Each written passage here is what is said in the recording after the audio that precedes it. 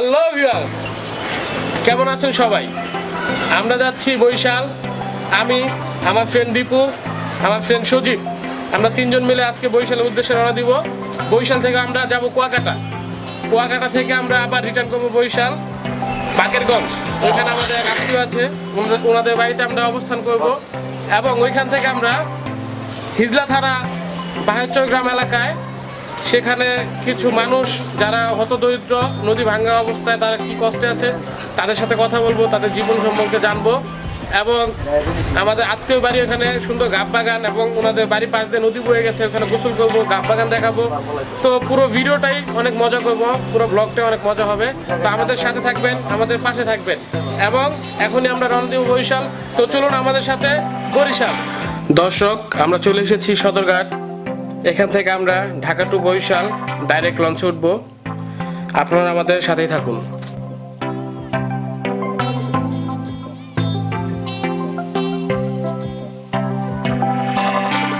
আমরা এখন লঞ্চে উঠছি। এটা অনেক বড় লঞ্চ, অ্যাডভেঞ্চার 9। অনেক মানুষের চলাচল দেখতে পাচ্ছেন।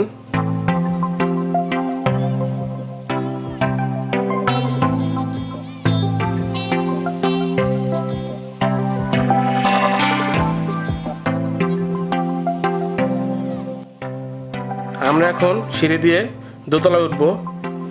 লঞ্চে একটা কফির দোকান আছে, এখান থেকে আমার ফ্রেন্ড সজীব আমাদেরকে কফি খাওয়াবে।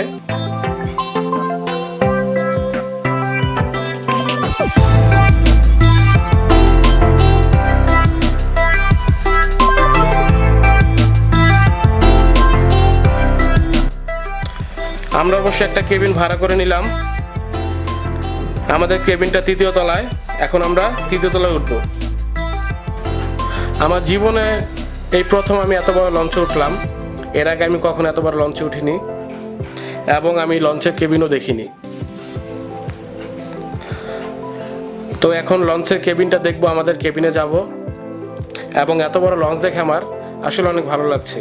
ইনশাল্লাহ আপনাদেরও অনেক ভালো লাগবে আমাদের সাথে ব্লগটা এনজয় করে।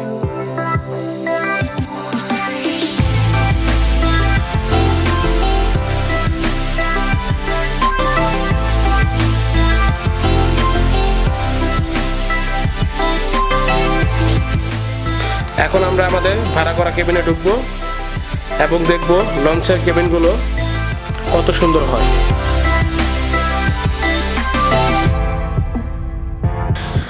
দর্শক, এটা হলো আমাদের কেবিন। এখানে 2টা সিট আছে, মানুষ 3 জন। একটু ম্যানেজ করে নিতে হবে। এসি, ফ্যান, টিভি সবই আছে আমাদের কেবিনে। কেবিনটা মোটামুটি কিন্তু ভালোই সুন্দর। দর্শক, কিছুক্ষণের মধ্যে লঞ্চ ছেড়ে দিবে। আসুন আপনাদের লঞ্চের ছাদটা একটু ঘুরে দেখাই।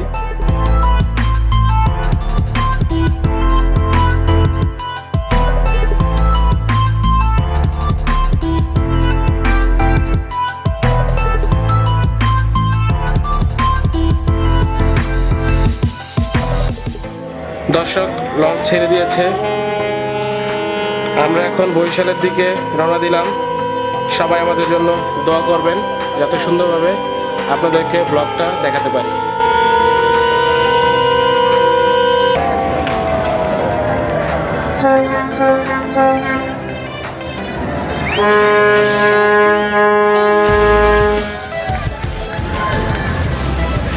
Bye bye Dhaka, bye bye.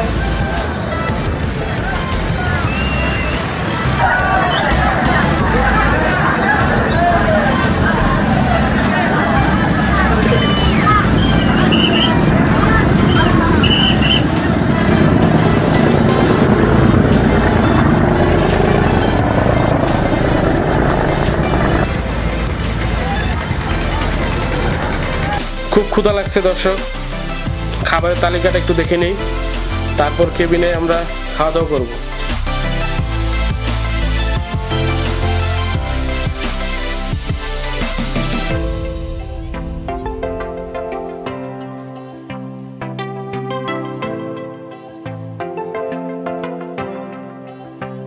দর্শক, আমাদের খাবার চলে এসেছে, মাছ, ভাত, ডাল। খাবার খেয়ে আমরা ছাদে গিয়ে একটু আনন্দ করব।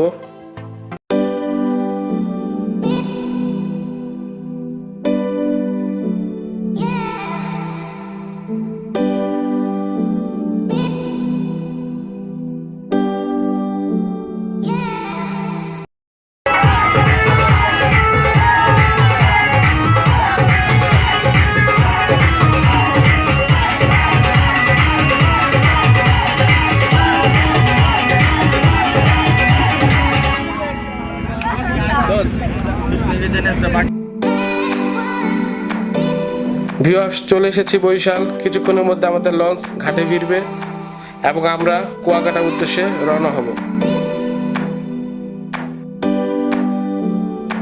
ভিউয়ার্স, দেখতে পাচ্ছেন আমি, আমার ফ্রেন্ড দীপু, সজীব কুয়াকাটার উদ্দেশ্যে মোটরসাইকেল দিয়ে রওনা দিয়েছি। বরিশাল লঞ্চ টার্মিনাল থেকে প্রায় 150 কিলোমিটার দূরত্ব কুয়াকাটা। তো আপনারা আমাদের সাথে থাকুন, সবুজে ঘেরা রাস্তার অপূর্ব দৃশ্য উপভোগ করুন।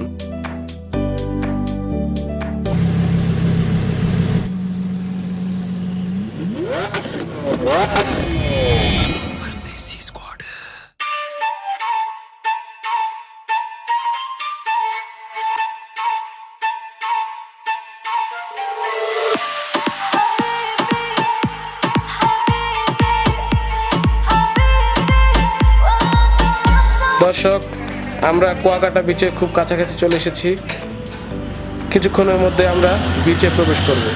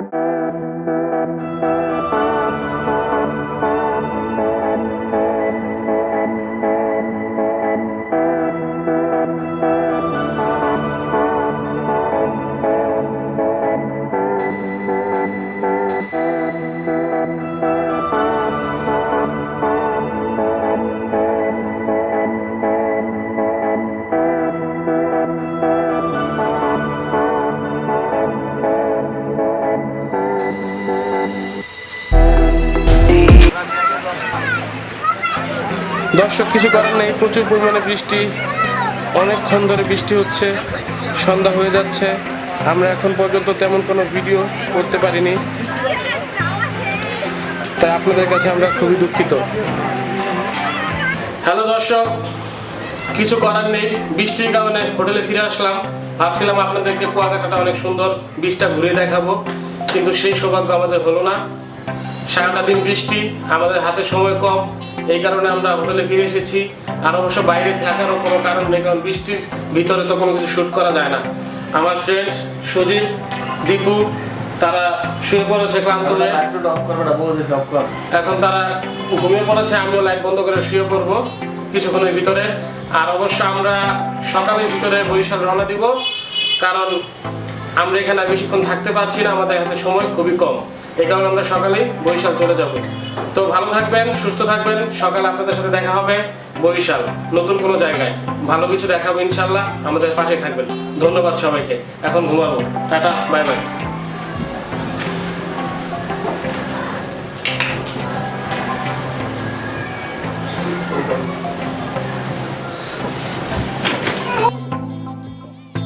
ভিউয়ার্স, আমরা চলে এসেছি বরিশাল বাকেরগঞ্জ। এখানে আমাদের এক আত্মীয়ের বাড়ি, আমরা তার বাড়িতে উঠবো। তাদের অনেক সুন্দর গাব বাগান আছে, আপনাদের গাব বাগানটা ঘুরে দেখাবো।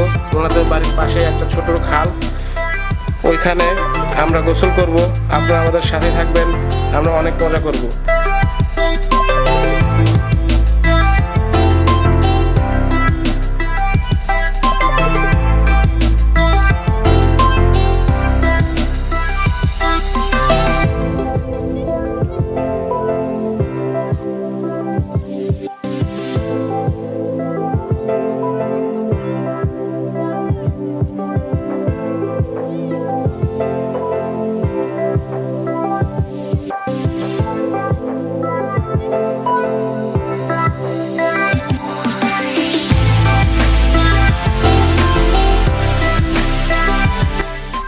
ভিউয়ার্স, আমরা বাড়িতে চলে এসেছি। অনেকক্ষণ জার্নি করেছি, কিছুক্ষণ বাসায় রেস্ট করব, তারপর চলে যাব গাব বাগানে। গাব বাগানটা আপনাদেরকে ঘুরিয়ে দেখাবো। চলে আসলাম গাব বাগানে, এখন আমরা গাব পারবো।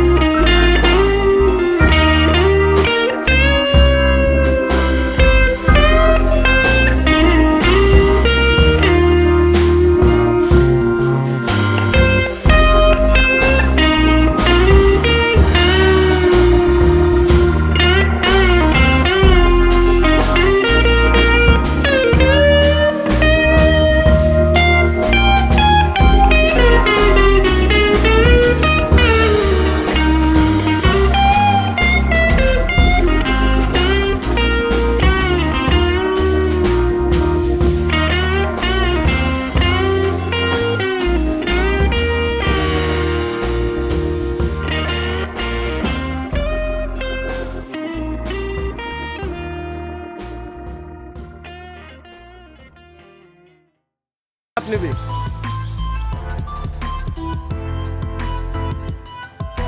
দর্শক, আপনারা দেখতে পাচ্ছেন এখন মামা গাব গাছ থেকে নেমে যাচ্ছে। আমাদের গাব পাড়া শেষ।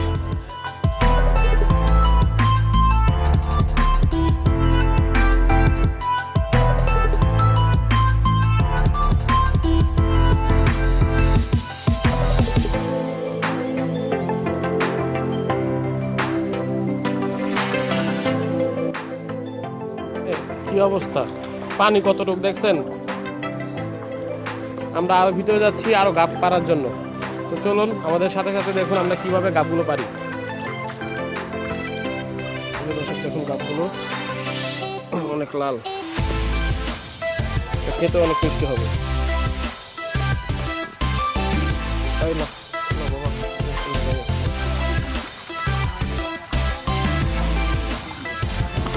আমাদের গাব পাড়া শেষ।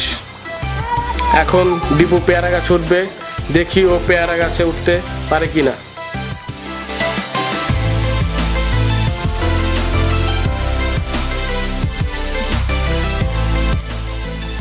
দেখতে পাচ্ছেন দীপু পেয়ারা গাছে উঠে পড়েছে। এই গাছে আমিও উঠতে পারতাম, পেয়ারা গাছে ওঠা কিন্তু অনেক সোজা।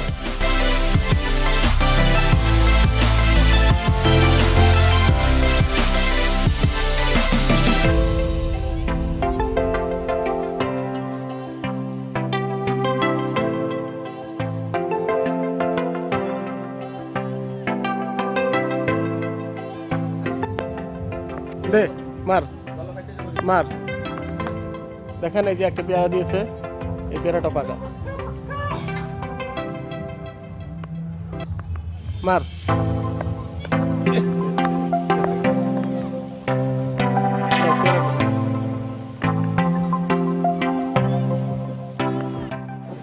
দীপু পেয়ারা গাছ থেকে নেমে যাচ্ছে।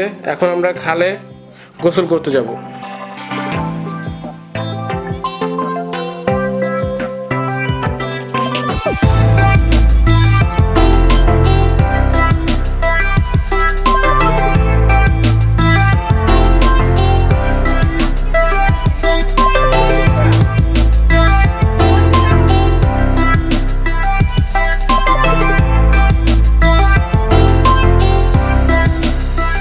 দর্শক, আমরা খাল পাড়ে চলে এসেছি। দেখতে পাচ্ছেন দীপু পানিতে নামছে, এখন আমিও পানিতে নামবো। এই পানিতে কিন্তু অনেক স্রোত। আমাদের খাবার দাবার শুরু হয়ে গেছে, দেখতেই পাচ্ছেন অনেক মজার মজার খাবার আমাদের সামনে রাখা আছে। আমাদের খাবার পর্ব শেষ হলে আমরা নদী ভাঙ্গা এলাকায় যাব।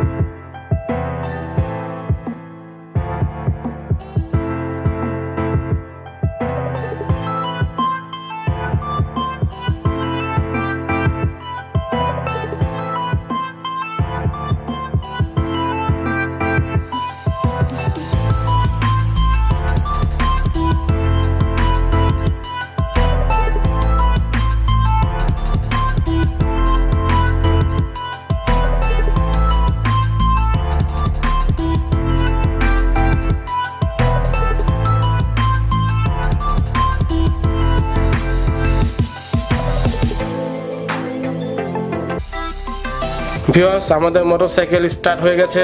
আমরা যাচ্ছি হিজলা থানা ভাইচর গ্রামে নদী ভাঙ্গন এলাকায়। তো আমাদের সাথেই থাকুন।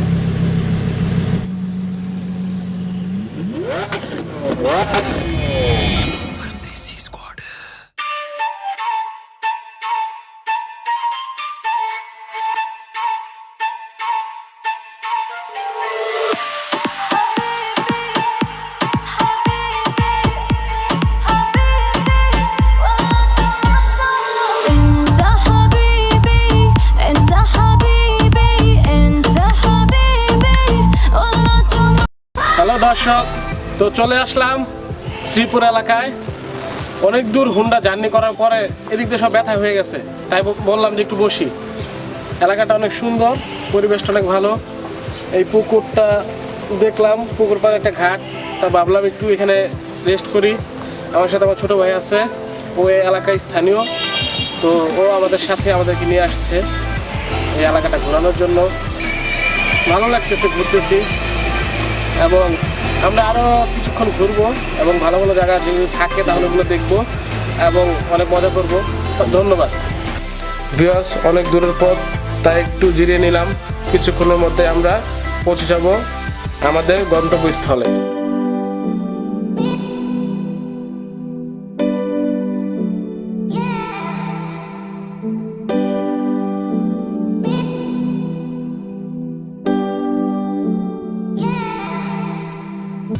আসসালামু আলাইকুম দর্শক, আমরা এসেছি বরিশাল হিজলা থানা ভাইচর গ্রাম এলাকায়। এই নদীর ধারে বাস করে যারা, এই নদীতেই মাছ ধরে, ওনারা এখানে বসবাস করে। তো আমরা এর সাথে কিছুক্ষণ কথা বলবো। হ্যালো দর্শক, তো আমরা হিজলা থানার ভাইচর গ্রামের একজন লোকাল লোক, সেই গ্রামে বসবাস করে। তো উনি এখানে স্থানীয়, তো ওনার সাথে আমরা কথা বলবো যে ওনাদের জীবনযাপন আসলে কিভাবে চলে এবং ওনারা এই লকডাউনের ভিতরে কিভাবে আছে এবং তাদের এই যে নদী ভাঙ্গনগুলো চলছে এটা কিভাবে, মানে কত দ্রুত নদী ভাঙ্গে এবং কতটুকু চর উঠে, এগুলো নিয়ে আমরা কথা বলবো। তো আসসালামু আলাইকুম ভাইজান, আপনার নাম কি? ওয়ালাইকুম আসসালাম, মোহাম্মদ আনোয়ার হোসেন আমার নাম। তো আমাদের ভাই, আমরা মনে করেন নদীতে 4-5 বার ভাঙ্গা দিছি। ভাঙ্গা দেওয়ার পরে আমরা এখন নদীর পারে খাজনা করে, জমিন খাজনা করে ঘর তুলে থাকি। আর হলো অভাবের দিন আমাদের খুব কষ্টে আছি, কারণ আমরা নদী ভাঙ্গার লোক, বাড়িঘর নিয়ে গেছে নদীতে, জায়গা জমি সব নিয়ে গেছে, বড় অসহায় আছি। তো আমরা খেটি খাওয়ার মানুষ, আমরা এই এই জেলে মানে নদীতে মাছ ধরে কোনো রকম আল্লাহ পাক চালায় রাখে। তো আচ্ছা ভাইজান, তো আপনারা যে এইখানে মাছ ধরেন, এই মাছ ধরা ছাড়া আপনাদের কি অন্য কোনো পেশা আছে? না দাদা, আমাদের কোনো পেশা নাই, আমাদের শুধু এই জাল বেয়ে আমাদের চলি আর কি। আল্লাহ পাক কম দেয় বেশি দেয় নিয়ে চলি আর কি, মোটামুটি আল্লাহ পাক রাখছে। তবে এখন নদীতে মাছ কম, তো আমাদের অনেক একটু কষ্ট আছি।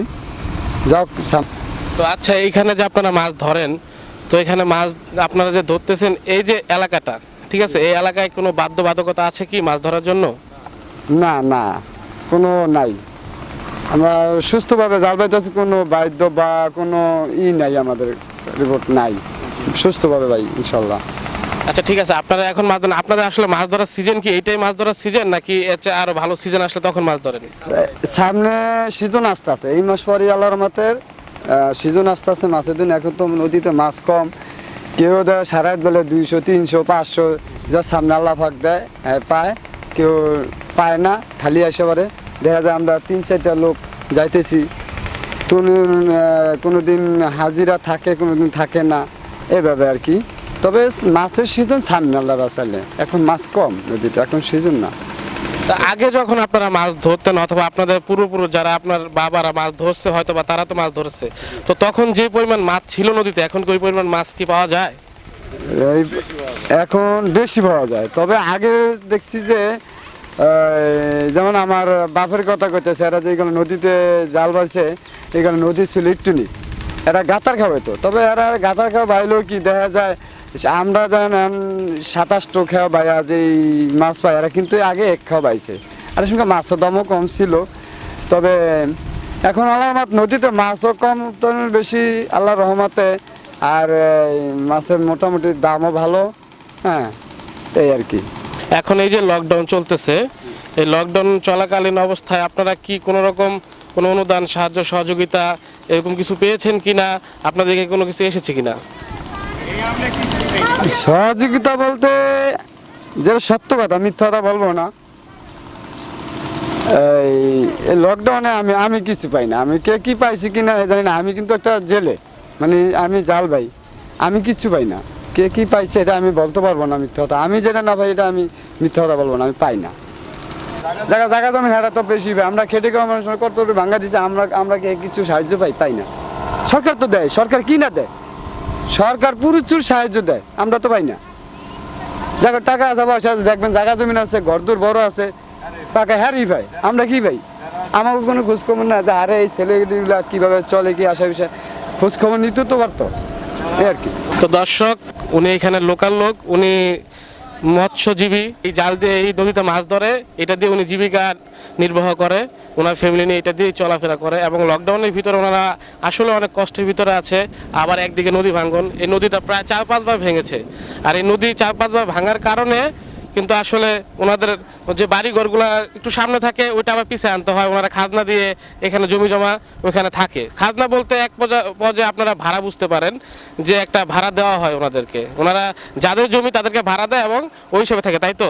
তবে সরকারের কাছে আমরা বিনীতভাবে অনুরোধ করছি যে এদিকেও দেখার জন্য, যে ওনারা আসলে কিভাবে চলাফেরা করছে। এটা হচ্ছে আপনার হিজলা থানা এবং বাহিরচর এলাকা, এখানে যারা জেলে আদিবাসী আছে ওনারাই আসলে এখানে বসবাস করে। হ্যালো দর্শক, তো আমরা এই হিজলা থানার ভিতরে এখনো আছি, বাহিরচর গ্রামে। এখানে আরেকজন লোক, উনিও এখানে স্থানীয় লোক এবং উনিও জেলে, উনিও এখানে মাছ ধরে, নদীতে মাছ ধরে এবং মাছ ধরে সে জীবিকা নির্বাহ করে। তো এই লকডাউনের ভিতরে সে কিভাবে আছে, তার পরিবার কিভাবে আছে এবং তারা আসলে কিভাবে চলাফেরা করে এবং তারা কতটা সুখে আছে এবং শান্তিতে আছে নাকি কষ্টে আছে, এটা আমরা ওনাদের মুখ থেকেই শুনবো। আসসালামু আলাইকুম ভাইজান, তো আপনার নাম কি? আমাদের নাম হচ্ছে গিয়ে আব্দুল মন্নান ভাই। তাই আমরা নদী ভাঙ্গা মানুষ ভাই, জাল বাইয়া খাই, কিন্তু দিন আনি দিন খাই, রাইত আনলে তো বোঝেনি কি অবস্থা। আমাকে কোনো সাহায্য মাহায্য কেউ দেয় না, এই হচ্ছে গিয়ে আমাকে পরিস্থিতি। এই দিন আনি দিন খাই, এই হচ্ছে পরিস্থিতি। আমাকে কোনো ব্যবসা বাণিজ্য নাই, আর কোনো মেম্বার চেয়ারম্যান আমাকে কিছু দেয়ও না। এই সরকার তো অনেক অনুদান করে, কিন্তু আমরা পাই না ভাই। দেখেন তো আমাকে ঘরদুয়ারের কি পরিস্থিতি, নদীতে ভাঙ্গা মানুষ, এই আমাদের দোসালা ঘর, এই হচ্ছে গিয়ে আমাকে পরিস্থিতি। এখানে কত বছর যাবত আছেন আপনি? এইখানে আছি আমরা বিগত আজ 15 বছর। 15 বছর নদী আর অনেক দূরে আসছিল, কিন্তু ভাঙতে ভাঙতে মনে করেন আরও এক ভাঙ্গা দিছি, এই সামনে আসছিলাম কিন্তু আবার ভাঙ্গিয়া এই পিছনে আইছি।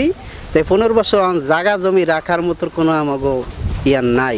আপনারা এই মাছ ধরে মাছ বিক্রি করে আপনাদের সংসার কি চলে ঠিক মতো? চলে না ভাই জান আমাগো, কারণ এখন বর্তমানে তো নদীতে মাছই নাই। আর যাই মনে করেন যে মাছ ধরুম, ওই কোচঘাট আহে, নৌ পুলিশ আহে, আয়া মনে করেন জাল করিয়া বাইতারি না 15 দিনও জাল লইয়া যায় আমাগো হেয়ারা। ওই আমরা মনে করেন ব্যবসা বাণিজ্যের রূপে আনি, আইন নিয়ে কোনো রহস্য মনে করেন যে করি আবার নদীতে যাই, দেখা গেছে বাইকও ভালো হলে 1 মাস 2 মাস বাইতেও পারি, আবার লইয়া যায়। আচ্ছা ঠিক আছে, আপনি যে বললেন যে কোস্টগার্ডরা আসে, তারপরে পুলিশ আসে, ওনারা এসে নিয়ে যায়, তো আপনারা কি আইন মেনে আর সুন্দরভাবে সরকারের নিয়ম মেনে কি আপনারা মাছ ধরেন? সরকারের আইন মানুম কেমনে, কারণ সরকার তো এটা মনে করেন গোড়ার থেকে বন্ধ করে দিলেই তো আমরা আর কিনতেও পারি, পাইও না, কিনিও না। কিন্তু সরকার তো মনে করেন যে গোড়ার থেকে বন্ধ করে না, যা যে জায়গায় চাই সেই জায়গায় মনে করেন পাই। কিন্তু এই জায়গাটা যদি মনে করেন যে সবাই যদি প্রশাসনে যদি একটু ইয়া করে যে গোড়ার থেকেই বন্ধ করে দেয়, আমরা পাইবো না, কিনতেও পাইবো না, জাল কিনতেও পারুম না, তাহলে সুতার জালেই পাইম। কিন্তু সুতার জাল তো আর আসে না ভাই। কিন্তু আমাকে গরিব যা আছে নদী ভাঙ্গা মানুষ তো দেয় না, দেখে নিয়ে আপনারা আইসেন, যদি সাহায্য মাঝে সরকারের তরফ থেকে আসে তাই আমাকে দিতারে, না দিলে তো করার কিছু নেই। আর এই 20-25 দিন আগে আমাকে জাল গেছে গেল, এখন মনে করেন ঘুরি ফিরি খাই, কেউর তরফ থেকে আমরা আধা কেজি চালও পাই না, এই অবস্থা। মেম্বার চেয়ারম্যান আহে ঠিকই, কিন্তু মনে করেন ওই নাম লিস্টি করে নেয়, কিন্তু আমাকে কিছুই দেয় না। আচ্ছা ধন্যবাদ দর্শক, আমাদের সাথে থাকবেন। এখন অবশ্য অনেক বৃষ্টি আসতেছে, তো আমরা একটু পরে আপনাদের সাথে দেখা করব। বরিশালে এসেছি একটা ব্লগ করার জন্য এবং আপনাদেরকে একটু আনন্দ দেওয়ার জন্য, এবং আনন্দের সাথে আপনারা একটু বেদনাও পাবেন। কিন্তু মানুষগুলো আসলে কিভাবে আছে এগুলো এখনো আপনারা কেউ জানেন না, তো এখন এগুলোই দেখবেন। ধন্যবাদ সবাইকে। হ্যালো দর্শক, তো আমাদের এখন এখান থেকে চলে যাওয়ার পালা। ওনাদের সাথে কথা বললাম, আপনারা শুনেছেন পুরো বৃত্তান্ত, তারপর ওনাদের বাড়িঘর এলাকা দেখলেন। এখন আমরা চলে যাব, আপনারা আমাদের সাথেই থাকবেন।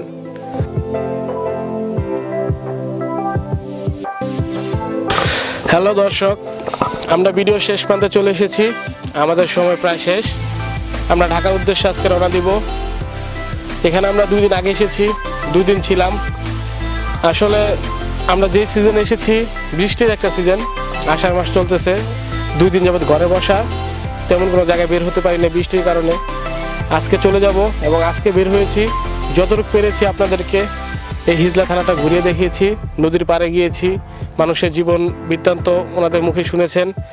আগামীতে ইনশাল্লাহ আমরা আবার এখানে আসব, এই গ্রামের পরিবেশে, হয়তো অন্য কোনো গ্রামে যাব, অন্য কোনো এলাকায় যাব, অন্য কোনো দৃশ্য আপনাদেরকে ভালো ভালো জায়গা ঘুরে দেখাবো। আপনারা আমাদের পাশে থাকবেন। AFM মাল্টিমিডিয়া চ্যানেলটা সাবস্ক্রাইব করবেন, পাশে বেল আইকনটি বাজিয়ে দিবেন, যাতে আমরা পরবর্তী ভিডিও ছাড়ার সাথে আপনারা পেয়ে যান। তো ধন্যবাদ সবাইকে। ভিউয়ার্স, চলে আসলাম লঞ্চ ঘাটে, কিছুক্ষণের মধ্যে আমরা উঠে যাব। এটা আমাদের প্রথম ব্লগ, তখন ভালো করে ব্লগটা করতে পারিনি, তার 2টা কারণ। এক, যে কোনো জায়গায় ক্যামেরার সামনে আসতে নার্ভাস ফিল করেছি, এবং দ্বিতীয়, বৃষ্টির কারণে ব্লগটা তেমন সুন্দর করতে পারিনি। তবে ইনশাল্লাহ আপনারা যদি আমাদের পাশে থাকেন, তবে অবশ্যই আমরা আগামীতে অনেক আনন্দদায়ক ব্লগ আপনাদের উপহার দিব।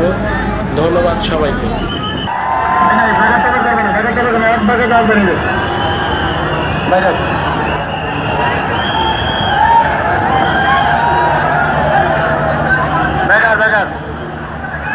চলে আজকে শুরু করছে দেখা চলে দেখা ওই দেখা দেখা না হয়ে যায় ওটা ঘুরে কি জিনিসটা আমরা চলে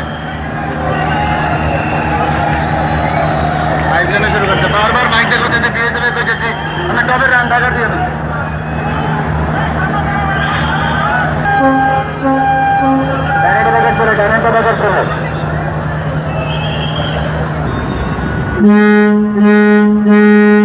টাটা বরিশাল, আবার দেখা হবে ইনশাল্লাহ।